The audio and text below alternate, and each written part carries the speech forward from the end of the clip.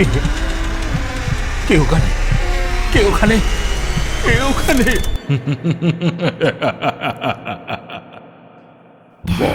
ভুতুরে যেখানে জীবিত সব চরিত্র।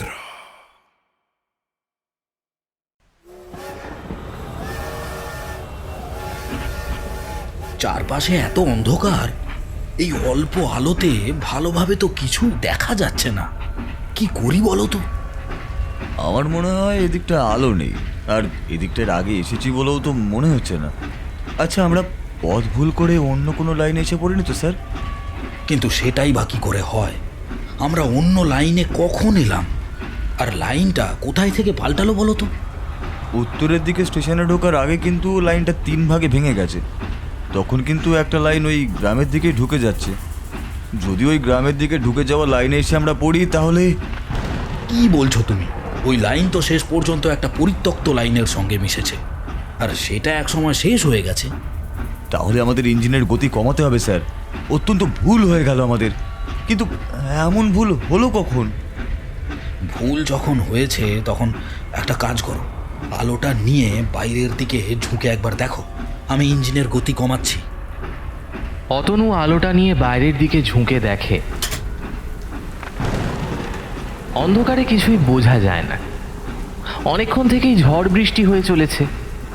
ঝড় বৃষ্টিটা যেন অন্ধকারটাকে আরো বেশি বাড়িয়ে তুলেছে। এর মধ্যে ভালোভাবে কিছুই দেখা সম্ভব নয়। অতনুর গায়ে এসে লাগছিল বৃষ্টির ঝাপটা। এভাবে দরজাটা খুলে বাইরে বেশিক্ষণ তাকিয়ে থাকা সম্ভব নয়। কিন্তু একবার যখন বিদ্যুৎ চমকালো, তখন অতনু বুঝতে পারল একটা সোজা লাইনের ওপর দিয়ে তাদের ইঞ্জিনটা আস্তে আস্তে চলেছে। দুপাশে জঙ্গল ছাড়া আর কিছুই নেই। অতনু এবার নিশ্চিত হয়ে গেল যে তারা পথ ভুল করে অন্য লাইনে এসে ঢুকে পড়েছে। তাছাড়া এমন সময় সিগন্যাল দেখানোর ব্যবস্থা থাকে না, তাই ভুল হওয়াটা স্বাভাবিক। কিন্তু এখন করা কি যায়? স্যার, আমার মনে হয় সত্যি আমরা ভুল পথে এসে পড়েছি। এখন আমাদের আর কিছু করার উপায় নেই। আমাদের ইঞ্জিনটা বন্ধ করে এই লাইনেই থাকতে হবে। অতনু, একবার আলো নিয়ে সামনের দিকে এগিয়ে গিয়ে দেখলে হয় না লাইনটা আর কতটা রয়েছে? অন্ধকার হয়ে গেছে স্যার, আর তাছাড়া অচেনা জায়গা। নেমে দেখলেই হয়, কিন্তু এদিকটায় তো আর এর আগে আমি কখনো আসিনি। আমি এসেছি। এই লাইনটা তখন চালু ছিল, আরও খানিকটা এগিয়ে গিয়ে লাইনটা বন্ধ হয়েছে। তখন ভেতরের দিকে একটা কারখানা ছিল, সেখান থেকেই রেলগাড়ির কিছু জিনিসপত্র আসতো, আর তার জন্যই এই লাইনটা তৈরি করা হয়েছিল। কিন্তু পরে সেই কারখানা বন্ধ হয়ে যায় আর লাইনটাও বন্ধ করে দেওয়া হয়। শুনেছি এদিকে জঙ্গল ছাড়া আর কিছুই নেই। কারখানাটা এরকমই একটা জায়গাতে তৈরি করা হয়েছিল। অতনু ইঞ্জিনের একপাশে জলের বোতলটা খুঁজতে গিয়ে দেখল জল শেষ হয়ে গেছে। স্যার, আমাদের জলও শেষ হয়ে গেছে। গোটা রাত এখানে থাকতে আমার কোনো অসুবিধা নেই, কিন্তু জল যদি পাওয়া যেত। আচ্ছা, এই আশেপাশে কি সত্যি কোনো গ্রাম বা কোনো বসতি নেই? আমি যতদূর জানি আশেপাশে কোথাও কিছু নেই। তবে এখন নতুন করে যদি কোনো বসতি হয় তাহলে সে কথা আমি বলতে পারবো না। ততক্ষণে ইঞ্জিনের গতি কমে এসেছে। ইঞ্জিনটা দাঁড়িয়েছে। আলো হাতে করে নেমে অতনু দেখে এলো আরও খানিকটা সামনে যাওয়ার পরে রেল লাইনটা মাঝখানে একটা বড় স্ল্যাব দিয়ে বন্ধ করা হয়েছে। অর্থাৎ আগে যাওয়া যাবে না, ইঞ্জিন পেছনে ঘুরিয়ে নিয়ে যেতে হবে। কিন্তু যা অন্ধকার আর এমন ঝড় বৃষ্টির মধ্যে ইঞ্জিন নিয়ে পেছনের পথে যাওয়াটাও তো নিরাপদ নয়। এই লাইনটা পরিত্যক্ত, যে কোনো জায়গায় লাইন খারাপ থাকতে পারে, একটা দুর্ঘটনা ঘটে যেতে পারে। তাই সকাল পর্যন্ত অপেক্ষা করা দরকার। অতনু, অপেক্ষা করতে তো কোনো অসুবিধা নেই, কিন্তু সত্যিই তো বড় জল তেষ্টা পাচ্ছে। জল না হলে তো আর থাকা যাচ্ছে না।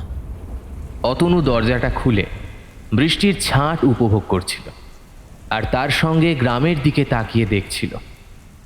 জঙ্গলের দিকটা অন্ধকার, আর ঠিক সেই অন্ধকারের মধ্যে হঠাৎ তার মনে হলো একটা হলদে আলো জ্বলে উঠেই নিভে গেল। স্যার, ওই জঙ্গলটার ভেতরে একটা আলো জ্বলে উঠলো বলে মনে হলো। আর আলো যখন আছে নিশ্চয়ই মানুষও আছে। আপনি এদিকে অনেক দিন আগে এসেছিলেন, এখন হয়তো এখানে মানুষের বসতি হয়ে গেছে। একবার তো গিয়ে দেখা যেতেই পারে, তাই না? যদি ওখানে জল পাই। নবীনও মনে মনে এই কথাই ভাবছিল, যদি এখানে নতুন বসতি গড়ে ওঠে, তাদের কাছে জল পাওয়া যায়। তাদের আরও 8 ঘন্টা আগে জাংশনে পৌঁছে যাওয়ার কথা। সেখানে পৌঁছে গেলে এতক্ষণে রাতের খাবার খেয়ে বিশ্রাম নেওয়া যেত।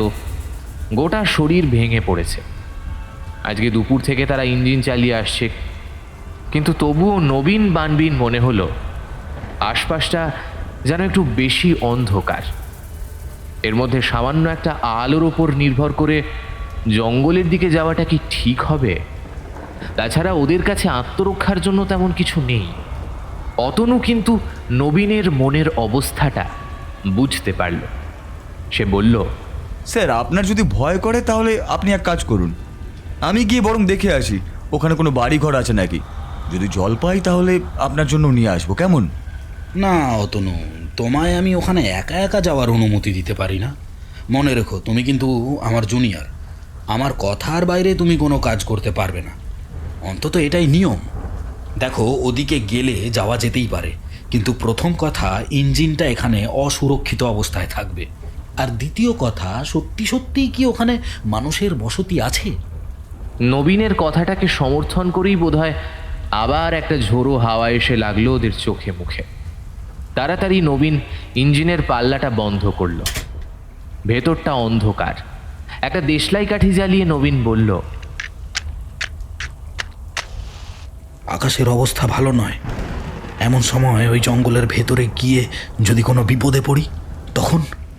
স্যার, তার জন্যই তো বললাম, আপনি বরং ইঞ্জিনের ভেতরে থাকুন, দরজাগুলো ভেতর থেকে বন্ধ করে দিন, আর আমি বাইরে বেরিয়ে একটু দেখে আসি। এইভাবে কাছে একটা যদি বসতি থাকার সম্ভাবনা থাকে, তারপরও আমি কিন্তু চুপ করে বসে থাকতে পারবো না স্যার। নবীন অতনুকে ভালোভাবেই চেনে। প্রায় 3 বছর ধরে একসাথে সে কাজ করে চলেছে। ছেলেটা ভালো, কিন্তু একটু অতিরিক্ত সাহসী আর কৌতূহলী। সে যখন একবার ঠিক করেছে ওই আলোটা যেখান থেকে এসেছে সেখানে যাবে, তাহলে তাকে থামানো মুখের কথা নয়। তাই নবীন একটু বাধ্য হয়ে বলল, বেশ অতনু, তুমি যখন ওখানে যেতে চাও তাহলে যেও, তবে শর্ত একটাই, আমিও তোমার সঙ্গে যাব। তোমায় আমি একা একা ছাড়বো না। অতনু সামান্য হাসল, তারপর বলল, আমি জানতাম স্যার, আপনি আমায় ছেড়ে যাবেন না।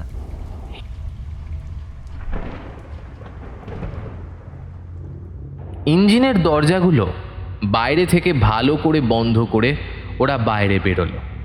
পকেটে দেশলাই, একটা জলের বোতল, আর আত্মরক্ষার জন্য ইঞ্জিনের কাছ থেকে একটা স্ক্রুড্রাইভার আর অন্য একটা ছোট লোহার পাত। এই কটা জিনিস সম্বল করে ওরা রেল লাইনের এলাকাটা পেরিয়ে আস্তে আস্তে সামনের দিকে গেল। আলোর ব্যবস্থা ওদের কাছে ছিল, একটা জোরালো টর্চ। সেই টর্চের আলোতে পথ দেখতে দেখতে ওরা রেল লাইনের পাশের জঙ্গলের জায়গাটা পেরিয়ে আস্তে আস্তে এগিয়ে গেল। অতনু আলোটা যেখানে দেখেছিল সেখানে কিন্তু অতনু একটু অবাক হল। জায়গাটা বড্ড অন্ধকার, জঙ্গলে পায়ের পাতা দেখা যায় না, মাঝে মাঝে হাঁটু পর্যন্ত জঙ্গলে ঢাকা পড়ে যায়। সেই পথে হাঁটতে ওদের বেশ কষ্টই হচ্ছিল। কিন্তু ঠিক তখনই আবার সেই হলদে আলোটা জঙ্গলের ভেতরে একবার দেখা দিয়ে মিলিয়ে গেল। এবার নবীন সেটা দেখতে পেয়েছিল। সে বলল, তাহলে কি আদিবাসী কোনো লোকেরা জঙ্গলের ভেতরে থাকতে শুরু করেছে? কিন্তু এত ঝড় বৃষ্টির মধ্যে আগুন জ্বালালো কি করে? ওটা কিসের আলো ছিল?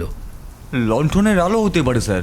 রাতের বেলা কেউ হয়তো লণ্ঠন হাতে নিয়ে বাইরে বেরিয়ে এসেছে, আর সেই আলোই আমরা দেখতে পাচ্ছি হয়তো। আলোটা দেখে কিন্তু ওদের পথ চলার গতি বেড়ে গেল। সেই জঙ্গলে পথ পেরিয়ে তাড়াতাড়ি ওরা অন্য পাশে এসে পৌঁছল। একবার পেছনের দিকে ঘুরে টর্চের আলোয় ইঞ্জিনটাকে দেখে নিল নবীন। আবার হাঁটতে লাগলো। সত্যি জল না হলে আর থাকা যাচ্ছে না। রেল লাইনের পাশে খানিকটা জঙ্গলের মতো জমেছিল। তারপর ফাঁকা জায়গায় এখানে লম্বা লম্বা কয়েকটা গাছ পাশাপাশি দাঁড়িয়ে রয়েছে। আরেকটু এগিয়ে গেলে ওপাশের জঙ্গলটা শুরু হবে। গাছগুলো পেরিয়ে আসতেই একটা অদ্ভুত অনুভূতি হলো। যেন মনে হলো একটু আগে বাইরে গাছগুলোর ওপাশে যে পরিবেশটায় তারা ছিল তার সাথে এই পরিবেশের কোনো মিল নেই। যেন সামান্য একটা পার্থক্য হয়ে গেছে, অথচ সেটা বোঝা যাচ্ছে না। বাতাসটা কেমন যেন ভারী ইঞ্জিন থেকে বেরিয়ে এতটা পথ আসার সময় ঠান্ডা লাগছিল। এখানে ঠান্ডাটা যেন একটু বেশি। অতনু হাতে হাত ঘষতে ঘষতে বলল, স্যার এই জঙ্গলটা তো ঠান্ডা কেন বলুন তো? নিশ্চয়ই এদিকে লোকজন কম আসে, তাছাড়া ঘন গাছপাতার জন্য বোধহয় এমন ঠান্ডা হয়ে রয়েছে জায়গাটা। নবীন কথাটা বলল, কিন্তু সে নিজেও বুঝতে পারল গাছপাতার জন্য এমন ঠান্ডা হওয়ার কথা নয়। তাছাড়া এখন শীতের সময় নয়, বর্ষার সময়। এই সময় বৃষ্টির জন্য ঠান্ডা হয় বটে, কিন্তু তাই বলে এত? ঠিক তখনই অতনুর চোখে পড়ল সামনের দিকে একটা ছায়া মতো কে যেন হাঁটতে হাঁটতে এই পথেই দূরে চলে যাচ্ছে।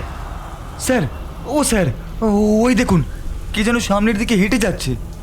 অতনুর আঙুল অনুসরণ করে নবীন তাকালো সামনের দিকে। একটা ছায়া ওদের এই পায়ে চলার পথটাতেই বেশ খানিকটা দূরে হেঁটে চলে যাচ্ছে। নবীন গলা তুলে ডাকলো, শুনছেন? এই যে শুনছেন?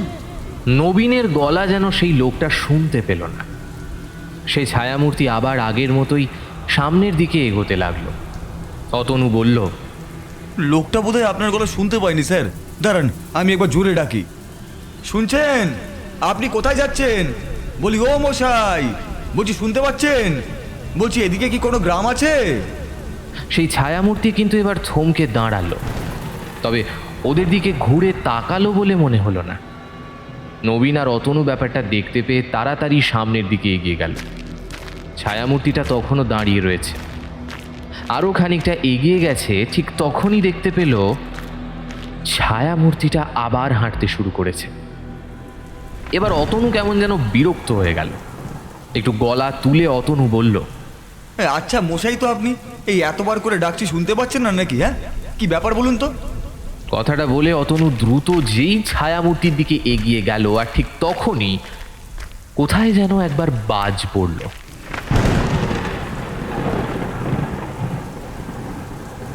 আর সেই বিদ্যুতের আলোতে চারপাশটা আলোকিত হয়ে আসতে অবাক হয়ে দেখল, কোথায় ছায়ামূর্তি? তাদের সামনে তো কোথাও কেউ নেই, চারপাশটা ফাঁকা। অতনু তাড়াতাড়ি সামনের দিকে কয়েক পা এগিয়ে গিয়েছিল। এবার সে কেমন যেন অবাক হয়ে গেল। লোকটা যে জঙ্গলের মধ্যে কোথাও ঢুকে পড়বে তার সম্ভাবনাও নেই। একটু আগে সে পথের ঠিক মাঝখানে লোকটাকে দেখতে পেয়েছে। তাহলে কোথায় গেল বলো তো? একটু আগেই তো দেখতে পেলাম এখানে। অতনু কিছু একটা উত্তর দিতে যাবে, ঠিক তার আগেই জঙ্গলের ভেতরে একটা খসখস শব্দ শুনতে পেল। যেন মনে হলো একটু আগে সেখানে কেউ ঢুকেছে, আর সেই ডালপাতার মধ্যে এমন শব্দ করছে। অতনুর হাতে টর্চ ছিল। সে টর্চটা সেই জঙ্গলের দিকে ফেলতেই যে দৃশ্যটা দেখতে পেল, তাতে অতনুর গোটা শরীর যেন একেবারে থরথর করে কেঁপে উঠল। একটা অদ্ভুত দেখতে মানুষ বসে রয়েছে সেই জঙ্গলের মধ্যে। একটা ঝোপের আড়ালে হাঁটু মুড়ে বসে থেকে সে তার মাথাটা নিচু করে রেখেছিল। টর্চের আলো তার মুখে গিয়ে পড়তে একটা অদ্ভুত গর্জন বেরিয়ে এসেছিল তার মুখ থেকে, আর সঙ্গে সঙ্গে সে আলো থেকে সরে সামান্য অন্ধকারে গিয়ে লুকিয়ে পড়ল। ওই এক মুহূর্তের মধ্যে অতনু তার মুখটা দেখতে পেয়েছিল। সে মুখ কোনো মানুষের হতে পারে না। মুখের দাঁতগুলো অদ্ভুতভাবে বাইরে বেরিয়ে এসেছে। সাদা রঙের দুটো চোখ, মাথায় চুল নেই, অদ্ভুতভাবে মাথার রক্ত মাংস যেন জলের মতো থকথক করছে। তার হাতে কি একটা যেন ধরা ছিল, দেখে মনে হলো জংলি পাখিটা কি হবে। সেই পাখিটাকে সে কামড়ে কামড়ে খাচ্ছিল। অতনুর পেটের ভেতরটা কেমন গুলিয়ে উঠল।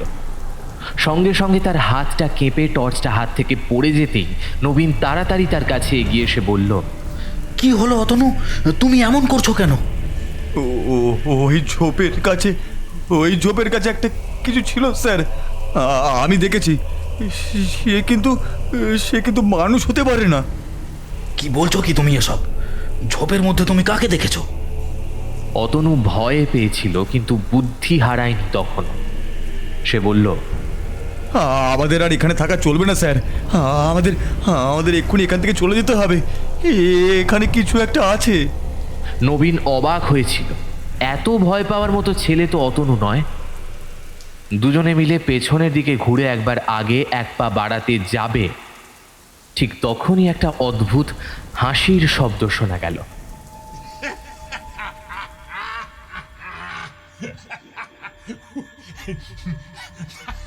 আর তারপরে সামনে বড় লম্বা গাছের মাথায় কাকে যেন বসে থাকতে দেখা গেল। সেই গাছের ওপর অন্ধকারে বসে কেউ অদ্ভুতভাবে হেসে চলেছে। অতনু কাঁপা গলায় বলল, কে তুমি? আবার সেই হাসির শব্দ ভেসে এলো। কোনো কথা নেই, তারপরেই যেন সেই লম্বা ছায়ামূর্তিটা এবার গাছের গা বেয়ে নিচের দিকে নেমে আসতে লাগলো। ঝড় বৃষ্টির মধ্যে মাঝে মাঝে বিদ্যুৎ চমকাচ্ছিল। তাছাড়া অতনুর হাতে ছিল টর্চ। কি মনে করে যেন অতনু সেটা জ্বালিয়ে সেই গাছের গায়ে ফেলতেই দেখতে পেল একটা কালো কুচকুচে মানুষের শরীর ঠিক টিকটিকি যেভাবে দেওয়ালের গা বেয়ে নিচের দিকে নেমে আসে, সেই মানুষটা সেইভাবে গাছ বেয়ে নিচের দিকে নেমে আসছে। টর্চের আলো তার গায়ে গিয়ে পড়তে পেছনের দিকে সে কোথায় যেন অন্ধকারে লুকিয়ে পড়ল। আর তার সঙ্গে সঙ্গে শোনা গেল আগের সেই অদ্ভুত হাসিটা। এবার শুধু অতনু নয়, নবীন নিজেও ব্যাপারটা দেখেছিল। বৃষ্টিটা কমে এসেছিল, কিন্তু এলোমেলো হাওয়া দিচ্ছিল বলে নবীনের মনে হলো জঙ্গলের ভেতর থেকে চারপাশের কালো কালো ছায়া মতো কারা যেন ওদের লক্ষ্য করে দেখছে। মূর্তিটা গাছের ওপাশে মিলিয়ে যেতে অতনু টর্চ বন্ধ করেছিল, আর তাতেই মনে হলো চারপাশ থেকে যেন ধোঁয়ার মতো কালো অন্ধকার নিমেষে ওদের ঘিরে ফেলতে শুরু করেছে। নবীন একটু কঠিন গলায় বলল, অতনু, এখানে বেশিক্ষণ থাকাটা ঠিক হবে বলে মনে হচ্ছে না। চলো আমরা ওই ইঞ্জিনের কাছেই যাই। কিন্তু আমরা ওই ইঞ্জিনের কাছে যেতে পারবো বলে তো মনে হচ্ছে না। যে পথে আমরা জঙ্গলের ভেতরে এসে ঢুকেছি সেই পথটাও বা গেল কোথায়? অতনুর কথায় নবীন সামনের দিকে তাকিয়ে দেখল, সত্যিই তো একটু আগে পর্যন্ত দূরের দিকে তাকালে বিদ্যুতের আলোতে রেল লাইন আর ইঞ্জিনটা দেখা যাচ্ছিল। এখন সেখানে চারপাশে কিছু কালো অন্ধকার ছাড়া কিচ্ছু নেই। নবীন অবাক হয়ে গেল। এই কয়েকটা মুহূর্তের মধ্যে রেল লাইন, ইঞ্জিন সবকিছু গেল কোথায়? ওই আলোটা স্যার, ওটা কিন্তু আবার দেখা যাচ্ছে। ওই যে ও পাশে। অতনুর কথায় নবীন তাকিয়ে দেখল জঙ্গলের অন্য পাশে সেই হলুদ রঙের আলোটা আবার দেখা যাচ্ছে।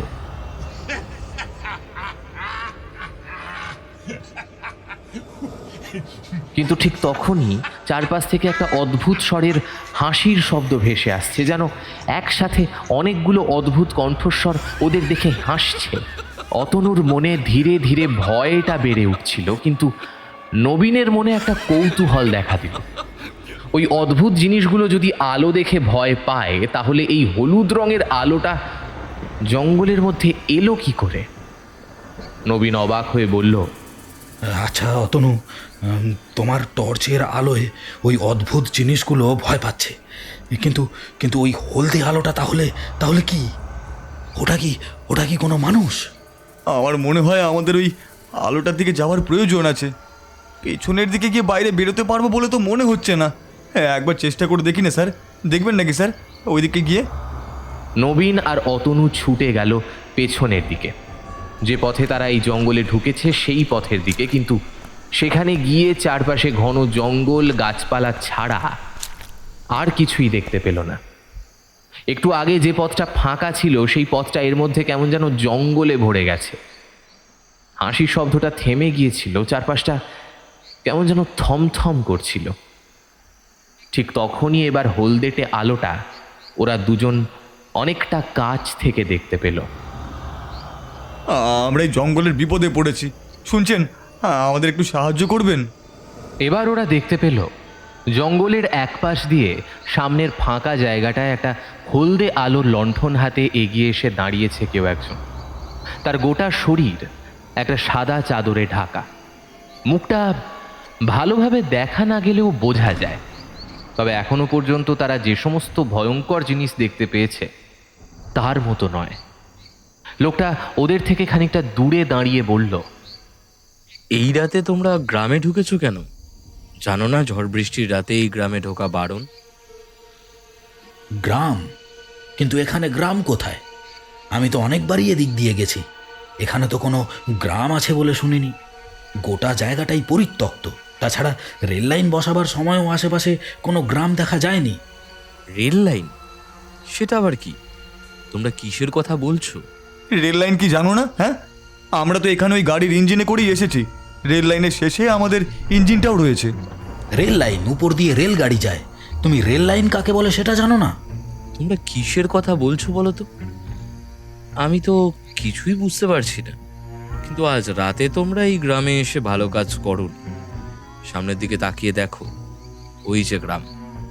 নবীন আর অতনু লোকটার হ্যারিকেনের আলোয় সামনের দিকে তাকালো। সত্যিই সামনের দিকে কয়েকটা অস্পষ্ট বাড়িঘর দেখা যাচ্ছে। বিদ্যুতের আলোতে বাড়িঘরগুলো যেন ওদের চোখে পড়ল। একটা ব্যাপার কিন্তু অতনু খেয়াল করলো, লোকটা আসার সঙ্গে সঙ্গে আশেপাশের সেই অদ্ভুত জিনিসগুলো কিন্তু আর নেই। হাসিটাও বন্ধ হয়ে গেছে।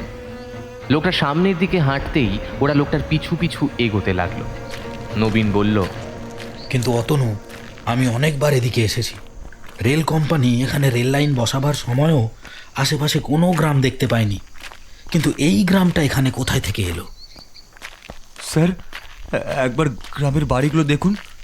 অনেক পুরনো দিনের মানুষেরা এমন বাড়ি ঘরে থাকতো। গাছের পাতা, ডাল আর মাটি দিয়ে এই সমস্ত বাড়িঘর এখানে বানানো হয়েছে। সেটাও কিন্তু অনেক দিন আগেকার। এখন এসব লণ্ঠন আর দেখা যায় না। ব্যাপারটা যে কি হচ্ছে কিছুই তো বুঝতে পারছি না। এমন তো হতে পারে একদল লোক রেল কোম্পানিকে ফাঁকি দিয়ে এই জঙ্গলের মধ্যে নিজেদের গুপ্ত গ্রামে রয়েছে। এমনটা হতে পারে না স্যার? তুমি কি কথা বলছো জানো? তাছাড়া এই লোকটা রেল লাইন কাকে বলে সেটা পর্যন্ত জানে না। এই রকম বাড়িঘর আজ থেকে প্রায় 100 বছর আগে কিংবা তার চেয়েও বেশি আগেকার লোকেরা ব্যবহার করত। আমার তো গোটা ব্যাপারটাই কেমন অদ্ভুত লাগছে। তোমরা আজকের রাতটা এখানে থেকে যাও, কাল ভোরবেলা এখান থেকে চলে যাও। নাহলে আজ রাতে ওরা তোমাদের এখান থেকে বের হতে দেবে না। মানে কারা আমাদের এখান থেকে বের হতে দেবে না? তোমরা এতক্ষণ আমার সঙ্গে হেঁটে এসেছো, অথচ একবারও পেছনের দিকে ঘুরে তাকিয়ে দেখোনি। তাকিয়ে দেখলে নিশ্চয়ই বুঝতে পারতে। লোকটার কথায় অতনু আর নবীন পেছনের দিকে ঘুরে তাকালো। অতনুর হাতের টর্চের আলোটা গিয়ে পড়ল পেছনের দিকে, আর তাতেই মনে হলো একগাদা কালো কুচকুচে ছায়ামূর্তি সঙ্গে সঙ্গে গাছের আড়ালে কোথায় যেন গিয়ে লুকিয়ে পড়ল। লোকটা অদ্ভুতভাবে হেসে বলল, এবার বুঝতে পারলে কাদের কথা বলছি? এই জঙ্গলে ঢুকেই তোমরা ওদের নজরে পড়ে গেছো। তোমাদের হাতে ওই আলোটা ছিল তাই, নাহলে এতক্ষণে যে কি হতো। ওই যে সামনে যে ঘরটা দেখতে পাচ্ছ, ওই ঘরের ভেতরে ঢুকে তোমরা বাকি রাতটা কাটিয়ে দাও। খবরদার, বাইরে কিন্তু বের হবে না। বাইরে বেরোলেই কিন্তু বিপদ হবে। এমনকি যদি আমিও তোমাদের ডাকি, তাহলেও কিন্তু বাইরে বের হবে না। কিন্তু কেন? আর এই গ্রামটা এত অদ্ভুত লাগছে কেন? এত বছর ধরে এখানে এই গ্রামটা থাকলে কেউ না কেউ তো জানতো। সমস্ত প্রশ্নের উত্তর কাল সকালে পাবে। চলো, আজ আর কোনো কথা নয়, ভেতরে ঢুকে পড়ো। ভিতরে একটা মাটির পাত্রে জল আছে, সেই জলটা তোমরা খেতে পারো। তবে আবারও বলছি, রাতের বেলা কোনো কারণেই বাইরে কিন্তু বের হবে না। লোকটা এগিয়ে গিয়ে একটা দরজা খুলল। ডাল পাতা দিয়ে তৈরি দরজাটা। ওরা ভেতরে ঢুকতেই লোকটা বাইরে থেকে দরজা বন্ধ করে দিল। ঠিক তখনই যেন মনে হলো লোকটা কাউকে উদ্দেশ্য করে বলল, খবরদার, খবরদার, তোরা এই ঘরের সামনে আসবি না। ওদের কোনো ক্ষতি করবি না। চলে যা, চলে যা বলছি। আর তার উত্তরে অদ্ভুত গলায় ভেসে এলো কিছু কথা। কতদিন জ্যান্ত মানুষ দেখিনি, আজ আমাদের তুই আটকাস না। আজ রাতে আমরা জ্যান্ত মানুষের রক্ত খাবো। সঙ্গে সঙ্গে চারপাশে একটা হাসির রোল উঠল, আর অতনু একটু অবাক হয়ে বলল, ওই লোকটাকে বলুন তো স্যার, ওই লোকটা বড়ই অদ্ভুত। আলোটা তার হাতেই রয়েছে, অথচ তার মুখ ভালোভাবে দেখা যাচ্ছে না। ওই লোকটা যেন হাঁটছে না, যেন হাওয়ায় ভেসে এগিয়ে যাচ্ছে। আর ওর পায়ের শব্দ কিন্তু আমি একবারও শুনতে পাইনি স্যার। নবীন কিছু বলল না, হাতের ইশারায় মাটির পাত্রটা দেখিয়ে জল খেতে বলল। তারপর চুপ করে বসে রইল কিছুক্ষণ।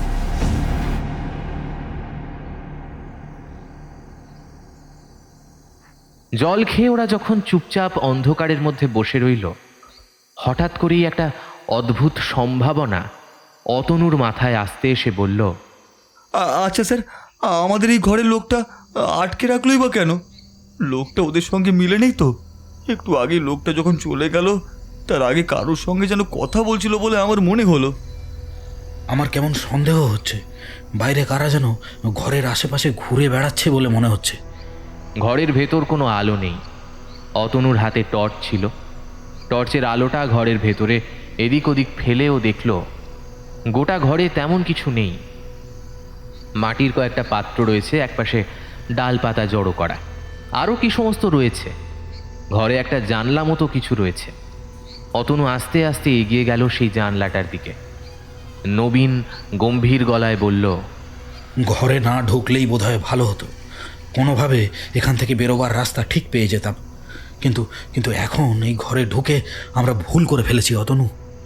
অতনু জানলার কাছে দাঁড়িয়ে থাকতে থাকতে ভয় পাওয়া গলায় বলল, বাইরে কারা যেন দাঁড়িয়ে আছে স্যার।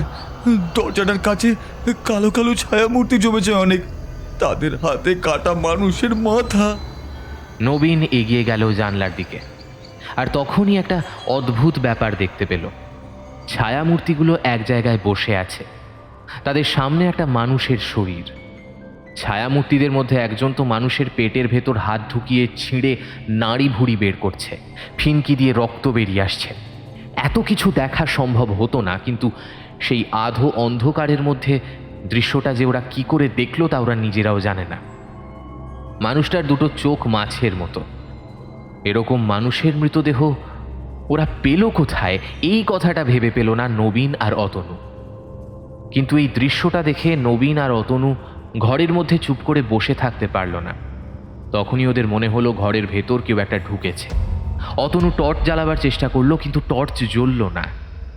ঠিক তখনই খুব কাছ থেকে চাপা একটা হাসির শব্দ শোনা গেল। নবীন চেঁচিয়ে বলল, এই ঘরে আর থাকা যাবে না, আমাদের এক্ষুনি এখান থেকে বেরোতে হবে। কিন্তু চারপাশে তো ঘুটঘুটে অন্ধকার, তাছাড়া টর্চটাও তো জ্বলছে না। আমরা যাবো কোন দিকে স্যার?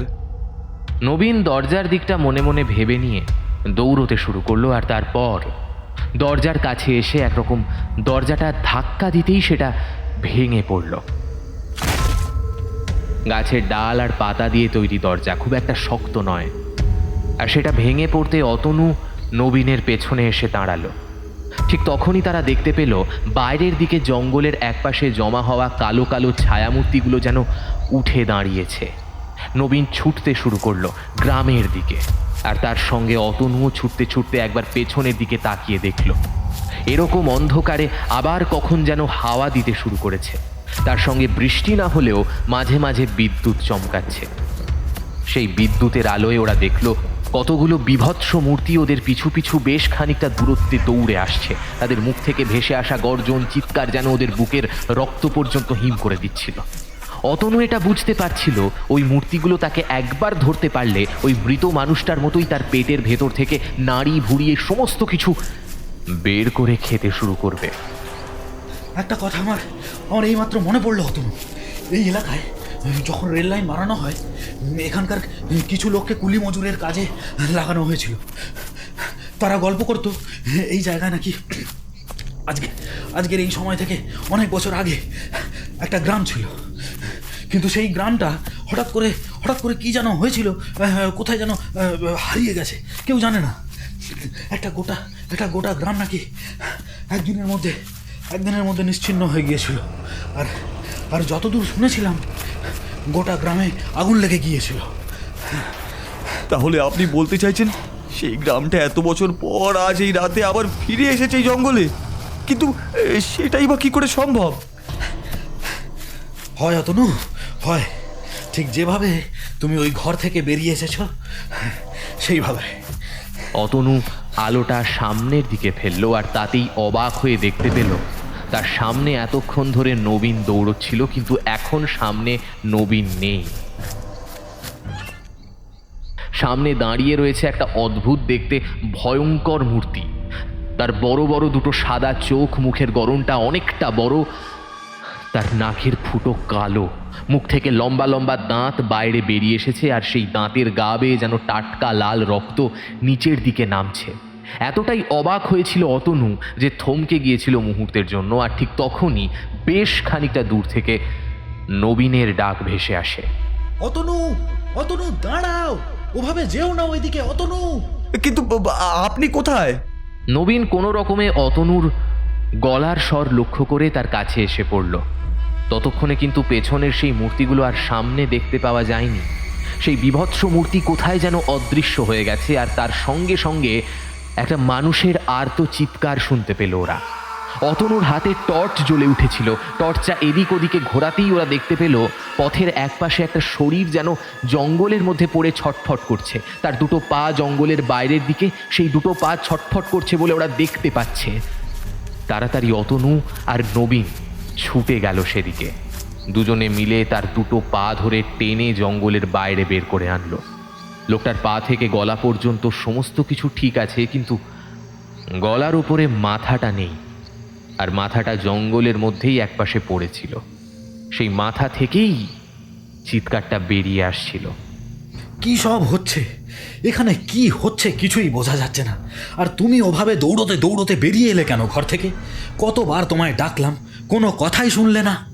কিন্তু আমি তো আপনার পিছু পিছুই এলাম। দেখলাম আপনি দরজাটা ভেঙে বাইরে বেরিয়ে এলেন, আর তাই আপনার পিছু পিছু তো আমিও এলাম। তুমি কি পাগল হয়েছো নাকি? দরজাটা আমি ভাঙতে যাব কেন? তুমি তো দরজাটা ধাক্কা দিয়ে খুললে, তারপর দৌড়ে বাইরে বেরিয়ে এলে। আমি তোমার পিছু পিছু এসে দেখি তুমি নেই, আর এদিকে টর্চটাও তোমার হাতে রয়েছে। এখানে যা হচ্ছে তার কিছুই তো বোঝা যাচ্ছে না। আর একটু আগে ওই মাথা কাটা লোকটা, সেই বা কোথায় গেল? আমার মনে হচ্ছে এখানে এভাবে বেশিক্ষণ দাঁড়িয়ে থাকাটা ঠিক হবে না আমাদের। এই গ্রাম থেকে বাইরে বের হওয়ার একটা পথ খুঁজতেই হবে। এই গোটা গ্রামটাই মনে হয় অভিশপ্ত। এমন একটা গ্রাম এখানে যে রয়েছে সে কথা তো আমি জানতামই না। অতনু বেশ ভয় পেয়েছিল, তাই নবীন তার কাছাকাছি এসে দাঁড়ালো। দুজনে মিলে অন্ধকারের মধ্যে টর্চের আলোয় যেদিকেই যায় সেই দিকেই ফাঁকা পথ, আর দুপাশের গ্রামের বাড়িঘর ছাড়া কিছুই দেখতে পাওয়া যায় না। একবার যেন অতনুর মনে হলো যে ঘরটার সামনে দিয়ে সে একটু আগে গেল, সেই ঘরের সামনে দিয়ে সে 10 মিনিট আগেও গেছিল। ঘরে একটা ছোট্ট গাছ, গাছে মাত্র 3টে ডাল বেরিয়েছে। একসময় নবীন বেশ চিন্তিত মুখে বলল, আমরা এক জায়গায় ঘুরছি না তো? আমার কেমন যেন মনে হচ্ছে আমরা এক জায়গাতেই তখন থেকে ঘুরে বেড়াচ্ছি। আমারও মনে হচ্ছে, কিন্তু আমরা একই জায়গায় ঘুরে বেড়াবো কি করে? আমরা তো কখন থেকে সোজা হেঁটে আসছি, কোনো দিকেই তো বাঁক নিইনি। তাহলে ওই লোকটার কথাই আমাদের মনে হয় শোনা উচিত ছিল।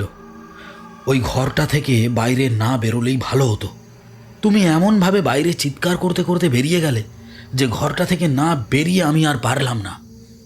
একটা কথা ভেবে দেখুন স্যার, ওই বড় বড় গাছগুলো পেরিয়ে যখন আমরা জঙ্গলের মধ্যে ঢুকেছি, তারপর থেকেই সব কিছু কেমন যেন পরিবর্তন হয়ে গেল। অর্থাৎ যা আছে এই জঙ্গলের মধ্যেই আছে, তার বাইরে কিন্তু একদমই নেই। তাই তো তোমাদের বলেছিলাম, ওই ঘরের মধ্যে থাকলে তোমাদের কোনো ভয় ছিল না। ওরা ঘরের ভেতরে কোনো ক্ষতি করতে পারতো না, কিন্তু তোমরা এখন বাইরে বেরিয়ে এসছো। গলাটা ওদের চেনা মনে হলো। ওরা এদিক ওদিক তাকালো, তারপর টর্চের আলোয় দেখতে পেল সেই লোকটা আবার এসে দাঁড়িয়েছে। তার হাতে এবার একটা লাঠি, অন্য হাতে সেই অদ্ভুত হলদে রঙের আলোটা। লোকটার মুখটা এখনো ভালোভাবে দেখা গেল না। লোকটা ওদের দিকে পেছন ঘুরে দাঁড়িয়ে রয়েছে। নবীন বলল, আপনার কথা আমাদের শোনা উচিত ছিল। কিন্তু এই গ্রাম থেকে আর এই জঙ্গল থেকে আমরা বেরোবো কি করে? রাতের অন্ধকারে এখান থেকে কিছুতেই বেরোতে পারবে না। তোমরা যেদিকেই যাও না কেন, এই জঙ্গল আর এই গ্রাম তোমাদের ঠিক পথ ভুলিয়ে দেবে। এখান থেকে বেরোবার জন্য ভোরের অপেক্ষা করতে হবে। কিন্তু ওরা ওই আসছে। চলো, আমাদের এখান থেকে যেতে হবে, চলো। ঠিক তখনই পেছনের দিক থেকে সেই অদ্ভুত গর্জন আর হাসির শব্দটা ভেসে এলো। ওরা পেছনে তাকিয়ে কিছু দেখতে পেল না। তাড়াতাড়ি সামনের দিকে হাঁটতে লাগলো। লোকটা সামনে সামনে হাঁটছে, ওরা লোকটার পেছন পেছন। বেশ খানিকটা এগিয়ে যেতে লোকটা থমকে দাঁড়ালো। তারপর সামনে অন্ধকারের দিকে তাকিয়ে কাকে যেন বলল, আবার তুই আমার পথ আটকেছিস? বলেছি না, এই গ্রামে আমি আর কারোর রক্ত ঝরতে দেব না। তুই নিজেই এই গ্রামে মরেছিস, আর তারপর তুই সবাইকে বাঁচাস কেন বলতো? ওদের ছেড়ে দে ওদের আজ। না, ওদের আর মরতে দেব না। আমি এই গ্রামে আর রক্ত লাগতে দেব না। ছেড়ে দে ওদের। অতনু আর চুপ করে দাঁড়িয়ে থাকতে পারল না। হাতের টর্চটা জ্বালিয়ে সামনের দিকে ফেলতে দেখতে পেল মানুষের চেয়ে দ্বিগুণ লম্বা একটা কালো ছায়ামূর্তি। তার দুটো চোখ লাল টক টক করছে। তার মুখ থেকে একটা লাল রঙের লম্বাটে জিভ যেন বাইরে বেরিয়ে এসেছে। চোখে আলো পড়তেই সেই ছায়ামূর্তিটা একপাশে অন্ধকারের দিকে সরে গেল। আর তখনই লোকটা বলল, আলো বন্ধ করো, আলো বন্ধ করো তোমাদের। আলো জ্বালাতে কে বলেছে? কথাটা বলেই লোকটা এবার অন্য পাশে ছুটতে শুরু করলো। নবীন আর অতনু তার পিছু পিছু ছুটলো। তবে তারা বুঝতে পারছে পেছনে সেই মানুষের চেয়ে লম্বা দ্বিগুণ জন্তুটা ছুটতে ছুটতে আসছে। অনেকক্ষণ এইভাবে ছুটতে ছুটতে ওরা একটা পুকুরের কাছে এসে পড়ল। সেই পুকুরের পাড়ে তারা যেন বসে আছে। লোকটা পুকুরের দিকে বেশ কিছুক্ষণ তাকিয়ে রইল। আকাশে ততক্ষণে চাঁদ উঠেছে। চাঁদের আলোয় পুকুরের চারপাশে অদ্ভুতভাবে ঘিরে বসে থাকা ছায়ামূর্তিগুলোকে ওরা দেখতে পেয়েছে। লোকটা এগিয়ে গিয়ে বলল, যা তোরা এখান থেকে। রক্ত চাই, রক্ত। সেদিন রক্ত দিয়ে এই পুকুর ভরতে পারবো। সেই দিন আবার এই গ্রামের অভিশাপ ভিজে যাবে। কিন্তু তার জন্য তো তোদের অনেক মানুষকে মারতে হবে। অল্প আলোয় ওরা দেখতে পেল পুকুর পাড় থেকে একজন উঠে ওদের দিকে এগিয়ে আসছে। লোকটার চেহারা অতি সাধারণ মানুষের মতো, কিন্তু তার শরীরটা অস্বাভাবিক রোগা আর লম্বা। লোকটা এবার হাসল, আর তাতেই তার মুখের দুপাশ থেকে বেরিয়ে আসা লম্বা দুটো দাঁত দেখতে পেল ওরা। ঠিক তখনই নবীন পুকুরের দিকে তাকিয়ে দেখতে পেল পুকুরে হাত পা কাটা না থাকা কতগুলো মৃতদেহ ভাসছে।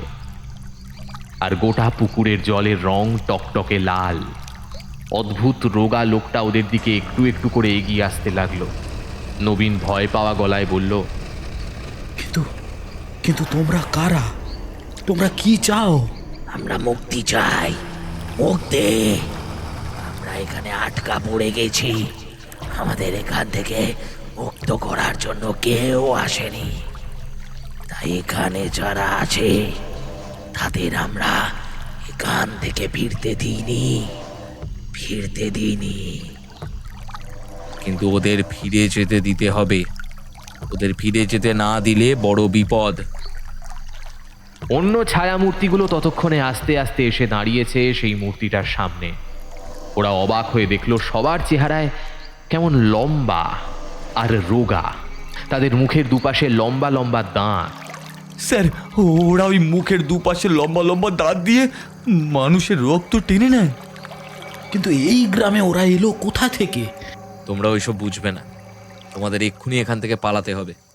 ওরা আমার কথা শুনছে না। ওরা আবার পেছনের দিকে পালাতে শুরু করলো। লোকটা ওদের সঙ্গে সঙ্গে আসতে লাগলো, আর সেই লম্বা দেখতে লোকগুলো যেন হাওয়ায় ভর করে ছুটে আসতে লাগলো ওদের দিকে। নবীন আর অতনু বুঝতে পারলো এবার আর এখান থেকে বাঁচা যাবে না, কোনোভাবেই না। কিন্তু এত সহজে তো হারলে চলবে না।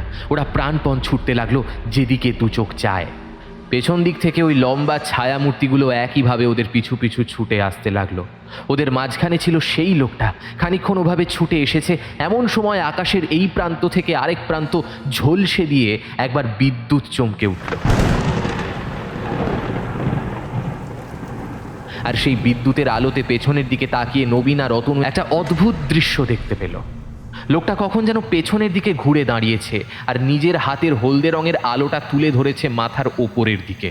বিদ্যুৎ চমকের সঙ্গে সঙ্গে সেই হলদে আলোর লণ্ঠনটা ছুঁড়ে দিয়েছে পেছনে আসতে থাকা সেই লম্বা লিকলিকে মূর্তিদের দিকে, আর তাতেই তাদের সকলের গায়ে আগুন লেগে গেছে। মুহূর্তের মধ্যে একটা প্রবল চিৎকার আর তার সাথে সাথে একটা মাংস পোড়ার গন্ধে চারপাশটা ভরে গেছে। যত দ্রুত পারল নবীন আর অতনু ছুটল। ছুটতে ছুটতে নবীন বলল, অতনু, পেছনে তাকিও না, চলো চলো তাড়াতাড়ি চলো। কিন্তু আমাদের বাঁচাবে কে? ওই লোকটা যদি... তুমি এখনো ভাবছো ওটা কোনো মানুষ? ওটা কোনো মানুষ নয়। তুমি দেখতে পেলে না ওই লোকটা ওদের সঙ্গে কথা বলছিল? তার মানে ওটা কোনো মানুষ নয়। তাহলে লোকটা আমাদের বাঁচানোর জন্যই এসেছিল। সেটাই তো মনে হচ্ছে। আমারও মনে হয় ওই লোকটার কোনো একটা সময় আমাদের মতোই এই গ্রামে এসে পড়েছিল, আর তখন সে পালাতে পারেনি, মারা যায়। তাই সে আমাদের পালানোর জন্য সাহায্য করতে চাইছে। কিন্তু ওটা কি? নবীন সামনের দিকে তাকিয়ে দেখল তাদের সামনে পথ জুড়ে এগিয়ে আসছে একটা অদ্ভুত মূর্তি। তার মাথাটা নেই, দুটো হাত দুপাশে ছড়িয়ে পড়েছে। একটা অদ্ভুত গড়গড় শব্দ করতে করতে সে এগিয়ে আসছে, কিন্তু শব্দটা যে কোত্থেকে আসছে তা বোঝা গেল না। অতনু সেটা দেখতে পেয়ে ভয়ে পাথরের মতো হয়ে গেছিল। এতক্ষণ ধরে ছুটতে ছুটতে তাদের মধ্যে আর কোনো শক্তি যেন অবশিষ্ট ছিল না। নবীন বলল, অতনু, তুমি সোজা ওই পথ ধরে চলে যাও, আমি ওকে আটকাচ্ছি। এইসব আপনি কি বলছেন স্যার? আপনি ওকে আটকাতে পারবেন না। যদি যেতেই হয় তাহলে দুজনে একসঙ্গেই যাব, না হলে আমিও যাব না।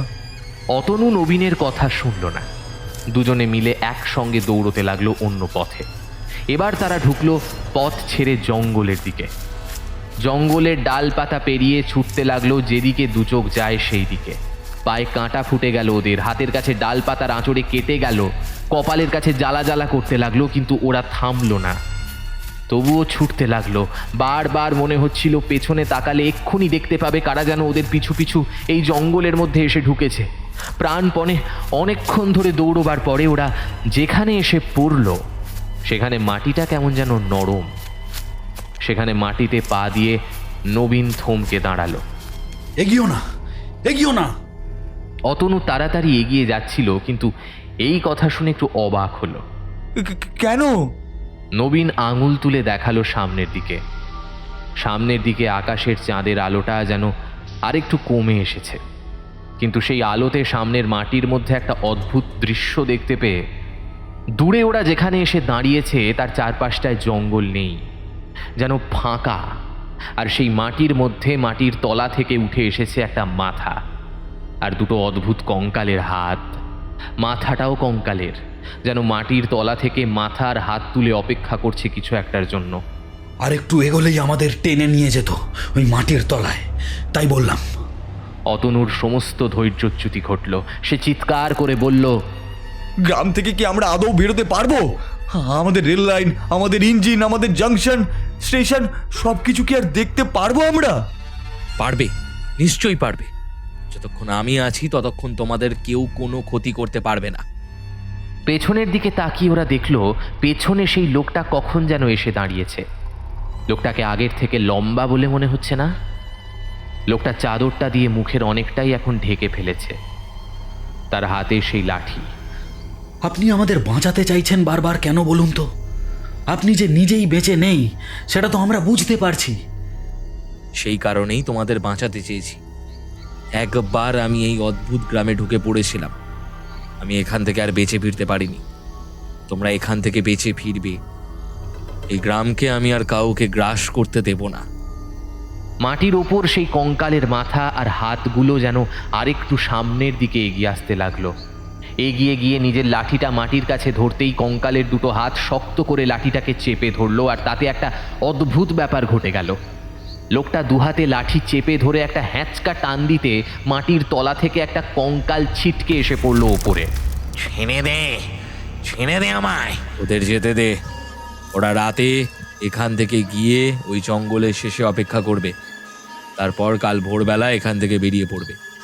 তো এটাই যে জঙ্গল থেকে বেরোবার শেষ রাস্তা। আমি যে কাউকে এখান থেকে যেতে দিতে পারবো না। দিতেই হবে। এই গ্রাম থেকে দুজনকে যদি আমি বাঁচিয়ে দিতে পারি তাহলে আমার ইচ্ছে পূর্ণ হবে। আমি ওদেরকে বাঁচাবই। তোমরা ওই পাশ দিয়ে চলে যাও, ওকে আমি আটকাচ্ছি। যাও। ওরা একবার জোরে দৌড়তে দৌড়তে বাড়ির দিকে এগোলো। পেছনের দিকে তাকিয়ে দেখতে পেল সেই কঙ্কালের সাথে সেই লোকটার যেন ভীষণ যুদ্ধ লেগেছে।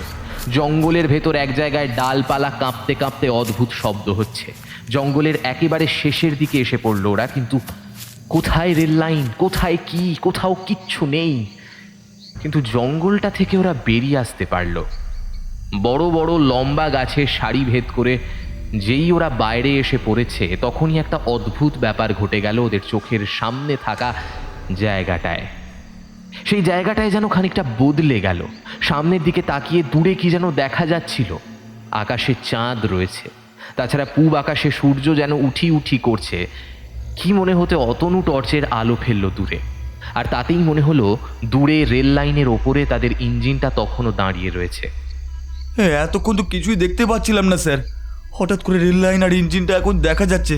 দেখুন দেখুন স্যার। নবীন যেন সব বুঝতে পেরেছিল।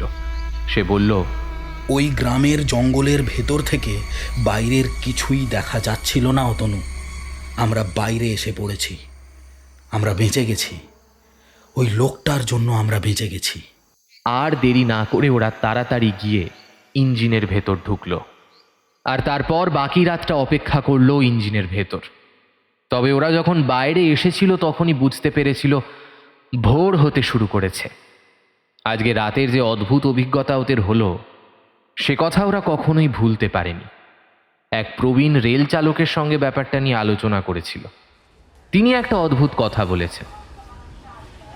তোমরা যে গ্রামে গিয়ে পড়েছিলে সেই গ্রাম আজ থেকে 200 বছর আগে একবার দাবানলে গোটা গ্রাম পুড়ে ছাড়খাড় হয়ে গিয়েছিল।